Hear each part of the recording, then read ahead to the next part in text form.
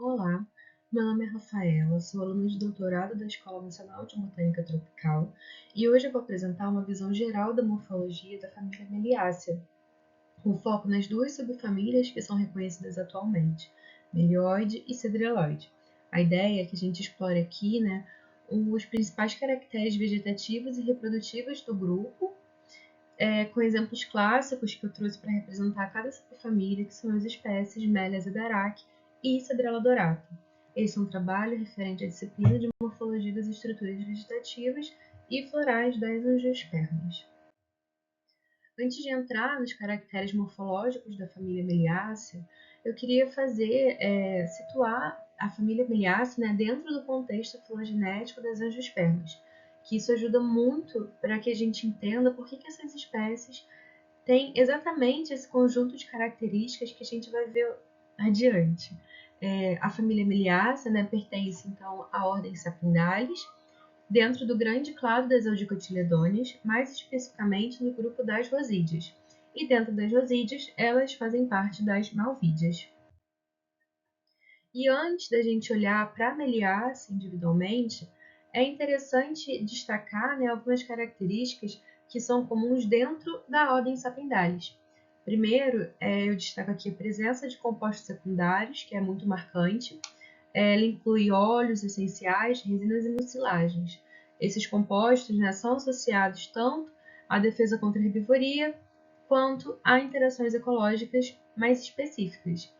As folhas das espécies que compõem o grupo Sapindalis são geralmente espiraladas e em muitas famílias aparecem como folhas compostas pinnadas. Outro aspecto legal de se trazer é o padrão das inflorescências, que tende a ser cimosa, ou seja, essas inflorescências têm crescimento determinado, onde o eixo termina em uma flor. Esses padrões morfológicos ajudam a reconhecer sapindalis no campo e também refletem essa história evolutiva compartilhada entre as famílias que compõem essa ordem. Então, agora, entrando propriamente na família Meliaceae, que é uma das mais representativas dentro da ordem Sapindalis. A distribuição geográfica dessa família ocorre nas regiões tropicais e subtropicais. Aqui no mapa a gente consegue ver claramente essa concentração nas Américas, na África, no Sudeste Asiático e também na Oceania. A família é organizada em duas subfamílias, como eu disse antes, Melioide e Cedreloide. Essa divisão acompanha diferenças estruturais, que a gente vai ver adiante, incluindo características florais, especialmente padrões de dispersões de frutos e sementes. A família reúne cerca de 58 gêneros, refletindo uma grande diversidade dentro da família, tanto ecológica quanto morfológica.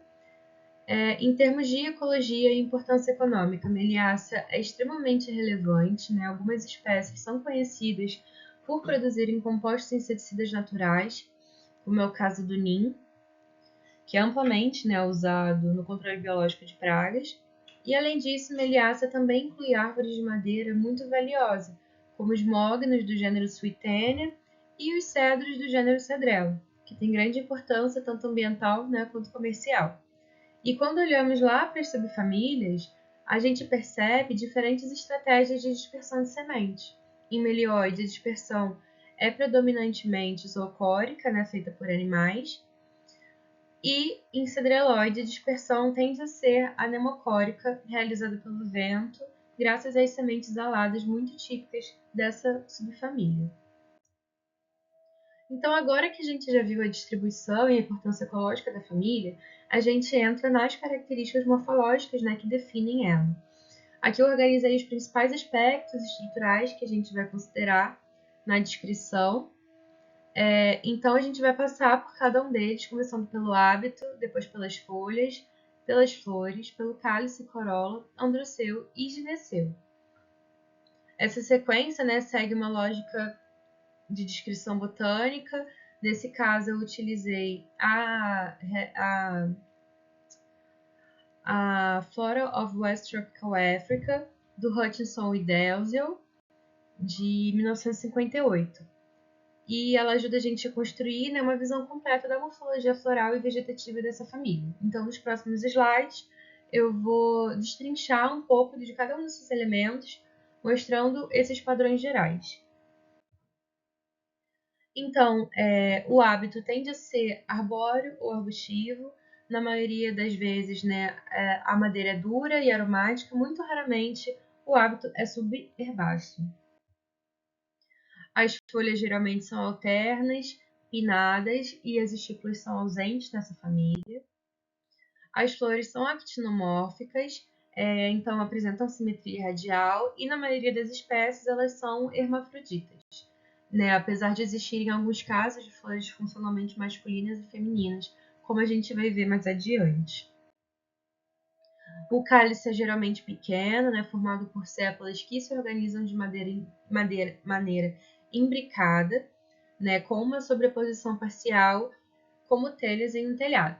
Essa configuração tende a ser muito evidente, né, quando ela é observada nos botões florais ainda fechados, onde a sobreposição, né, das sépalas forma esse padrãozinho de encaixe. As pétalas podem ser livres ou parcialmente conatas, né?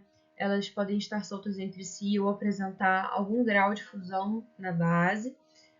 Na pré-floração, encontramos pétalas contortas ou imbricadas, refletindo, né, a mesma lógica da sobreposição que a gente viu no cálice, mas com um padrão mais diversificado. Em alguns gêneros, né, essas pétalas podem estar adinatas ao tubo estaminal, o que significa que a base dessas pétalas se liga ao tubo formado pelos estames. E a corola pode aparecer com pré-floração valvar também, onde não há sobreposição das pétalas. De maneira geral, as flores apresentam de 8 a 10 estames, embora em alguns casos, né, esse número possa ser maior, mas não é tão frequente. Os filetes são geralmente conatos, né, são fundidos entre si, formando o tubo estaminal. As anteras costumam ser sésseis, né, praticamente sem nenhum filete individual, ficando diretamente inseridas nesse tubo estaminal. Cada antera é bilocular, tem duas tecas, e a descência ocorre longitudinalmente no sentido do comprimento. O disco varia em forma e tamanho. Finalizando, né, a estrutura floral de Meliácea, a gente vai dar uma olhada no gineceu, né, o ovário. Ele é súpero, se posiciona acima da inserção das demais peças florais. Ele costuma ter de 3 a 5 lóculos, né? Cada lóculo corresponde a uma das regiões onde os óvulos são formados. O estigma geralmente apresenta a forma discoide ou captada, né? Varia entre uma superfície mais achatada, em forma de disco, e uma estrutura mais arredondada, que se assemelha a uma cabeça. Em relação aos óvulos, a regra, né, é a presença de 2 por óculo, embora algumas espécies possam apresentar um ou mais de 2. Então, olhando agora mais de perto para a espécie escolhida, né, para representar a subfamília Melioide, Melia azedarac, né, foi descrita na obra Espécies Plantarum, lá em 1753, onde Linneu descreve ela basicamente, né, pela morfologia foliar. Ele menciona, né, Melia com folhas bipinnadas e também cita variações, né? O protólogo dessa espécie traz referências a outros autores da época que descrevem formas com flores azuladas ou púrpuras e até outras variações que são sempre verdes e mais floríferas. E a título de curiosidade, eu trago aqui que Linneu menciona que Melia tem folhas semelhantes às do freixo, que é Fraxinus excelsior, né? E hoje a gente sabe que o freixo pertence à família Oleácea, que fica dentro da ordem das lamiáceas, né? É um grupo muito filogeneticamente distante das sapindáceas, onde estão as meliáceas. Então aqui a gente tem uma síntese mais completa, né, sobre Melia, trazendo alguns aspectos ecológicos de uso e distribuição global dessa espécie. Em termos de importância ecológica, né, a madeira de Melia é bastante valorizada para móveis e artesanatos, apresentando boa trabalhabilidade. A avaliação da IUCN classifica a espécie como least concern, né, sem o risco imediato de extinção, o que reflete a ampla distribuição que a gente observa no mapa.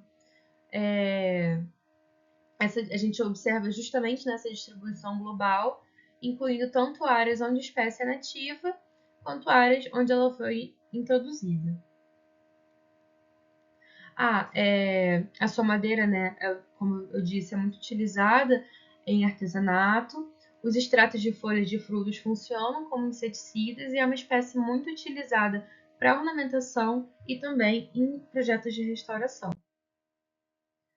Então, entrando na morfologia da espécie Meles adaraki, de acordo com a flora zambesiacada, né, que de 1900, volume 2, parte 1, de 1963, Mélia é uma árvore decídua de porte médio, seu crescimento é rápido e ela tem vida curta, atinge até 15 metros de altura e às vezes floresce na forma de arbusto. A sua casca é parda acinzentada e lisa. As folhas de mélia são os seus traços mais distintivos, né? Geralmente elas são bipinnadas, raramente tripinnadas. O pecíolo e a raque podem chegar a 40 centímetros. Os folíolos têm cerca de 5 centímetros por 2 centímetros, são opostos ou subopostos. Eles têm formato lanceolado, né? A base é assimétrica e a margem crenada ou cerrada. As flores se organizam em grandes panículas axilares, né, que são as inflorescências que surgem a partir dos nós nos ramos. Essas panículas têm ramificações cimosas, né, o que quer dizer que o eixo principal da inflorescência termina em uma flor e as flores seguintes se desenvolvem lateralmente. O cálice é muito pequeno, tem cerca de 2,5 milímetros de comprimento e possui uma superfície densamente estrelado pulverulenta, né, coberta por tricomas. A corola tem as pétalas relativamente longas, né, que chegam a 8 por 3 milímetros. Elas têm formato espatulado, uma coloração lilás pálida bastante característica e são esparsamente pulverulentas por fora, com pelos simples, enquanto internamente são glabras, exceto pela região próxima ao ápice, onde alguns pelos podem estar presentes. O tubo estaminal, que é uma estrutura marcante dessa família, chega a 7 milímetros em Meles adaraki. Externamente ele é glabro, apresenta uma tonalidade roxa mais escura, enquanto na parte interna ele é piloso, principalmente na região mediana. No pistilo, né, o ovário é muito pequeno, mede menos de 1 milímetro de diâmetro, geralmente tem de 5 a 7 lóculos. O estilete é fino, com 4 a 5 milímetros de comprimento. O fruto é uma drupa que mede de 2 por 1,5 centímetro. Então, agora passando para a cedreloide, né, eu escolhi a espécie Cedrela dorata como representação dessa subfamília. Essa espécie foi descrita por Linneu em 1759, na 10ª edição do Sistema Naturae, que é uma das obras fundamentais, né, da taxonomia moderna. No protólogo, Linneu descreve o cálice como campanulado e trífido, ou seja, né, o cálice tem 3 lobos. Ele menciona uma corola infundibuliforme, né, em forma de funil, com 5 pétalas. Descreve também a cápsula lenhosa, com 5 lóculos e 5 valvas. Destaca as sementes imbricadas, cada uma com uma asa membranácea, que é uma característica fundamental que hoje nós reconhecemos como típica das cedreloide, né, associada à dispersão pelo vento. Em relação à inflorescência, elas são descritas como paniculada, né, formada por numerosos ramos com grande quantidade de flores pequenas. Cedrela é uma das grandes espécies madeireiras do mundo, é utilizada para uma ampla variedade de finalidades, né, incluindo de artesanatos, né, móveis e peças artesanais. Há também registros medicinais como febrífago e tônico em algumas localidades. Também pode apresentar algumas propriedades antimaláricas. E, além disso, pode ser empregada em reflorestamentos e também em restauração, né, como árvore de sombreamento. Em relação ao seu estado de conservação, ela é classificada como vulnerável, principalmente pela exploração madeireira intensa e também a perda de habitat, né, que tem reduzido as suas populações naturais em várias partes da sua área de distribuição. No mapa a gente consegue observar ampla distribuição pelas Américas, além de algumas ocorrências isoladas em regiões tropicais da África e também em partes da Ásia. Então, entrando na morfologia de cedrela, de acordo com a Flora of Tropical East Africa de 1991, o hábito de cedrela dorata é arbóreo, essas árvores podem alcançar até 30 metros de altura. Os folíolos têm margem inteira, eles apresentam um formato oblongo-lanceolado, medem até 15 por 6,5 centímetros e eles se afinam de forma relativamente abrupta, né, para um ápice curto e amplo, um ápice acuminado. As inflorescências podem chegar até 50 centímetros de comprimento e elas têm formato de tirso, né, que é uma inflorescência composta em que os eixos principais são racemosos, enquanto os ramos laterais são cimósicos, né? Cada ramo terminal dessas estruturas termina em uma címula com 3 flores, formando pequenos grupos florais bem definidos. As inflorescências têm até 50 centímetros de comprimento, em forma de tirso. As flores são pentâmeras, isômeras e morfologicamente bissexuais, porém funcionalmente unissexuais. As sépalas são lobadas, parcialmente livres, unidas até metade do seu comprimento. As pétalas são mais longas que as sépalas na antese, né, até 5 vezes mais longas, com região sem pétala. Morfologicamente, né, essas flores são bissexuais, contendo tanto estamos quanto carpelos. Porém, né, do ponto de vista funcional, essa espécie apresenta um sistema de unissexualidade, né? Nas flores funcionalmente femininas, os estames aparecem como estaminóides, e nas flores funcionalmente masculinas, os estames são plenamente desenvolvidos. Em relação, né, aos carpelos, cedrela apresenta um gineceu formado por carpelos fusionados. A placentação é axial, o que significa, né, que os óvulos se dispõem ao longo de um eixo central dentro do ovário. Nas flores funcionalmente femininas, a gente encontra 2 séries de 6 a 12 óvulos por lóculo. Os frutos são cápsulas robustas, geralmente, né, com 3 a 4 centímetros de comprimento, e as valvas apresentam lenticelas que são conspícuas. Então, a partir da revisão dos caracteres morfológicos, a gente consegue comparar, né, essas duas superfamílias de Meliacia e compreender como que determinados traços estruturais sustentam a classificação taxonômica e as interpretações ecológicas do grupo. Em Melioide, representada aqui por Melia Zedarac, a gente observa um conjunto de caracteres associados a flores, né, com tubo estaminal bem desenvolvido, pétalas livres ou porciamente conatas, esse fruto do tipo drupa, que geralmente é disperso por vertebrados. Esses elementos indicam, né, estratégias reprodutivas baseadas numa polinização mais generalista e numa dispersão zoocórica, né, que favorece a ampla distribuição e o desempenho polinizador, que é coerente com o comportamento invasor registrado por essa espécie, né, em diversas regiões.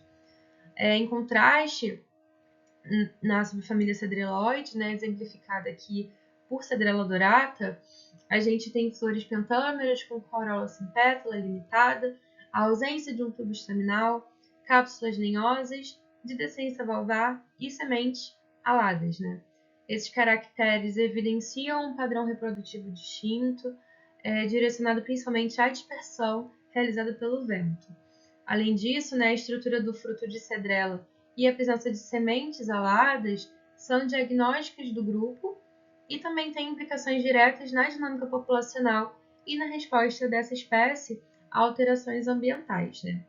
Essa análise comparativa, né, que a gente fez aqui mostra, né, que essas diferenças, tanto na morfologia floral e frutífera, não representam apenas distinções diagnósticas, né? Elas representam também trajetórias evolutivas divergentes dentro dessa família, que nos ajudam a explicar esses contrastes ecológicos observados entre os táxons. Com isso, né, fica muito evidente que o estudo detalhado dos caracteres florais e também dos frutos permanece fundamental para a compreensão da sistemática das meliáceas e também para a avaliação dos papéis ecológicos, né, desempenhados por essas espécies nas paisagens onde elas ocorrem. Muito obrigada pela atenção e eu encerro a apresentação por aqui.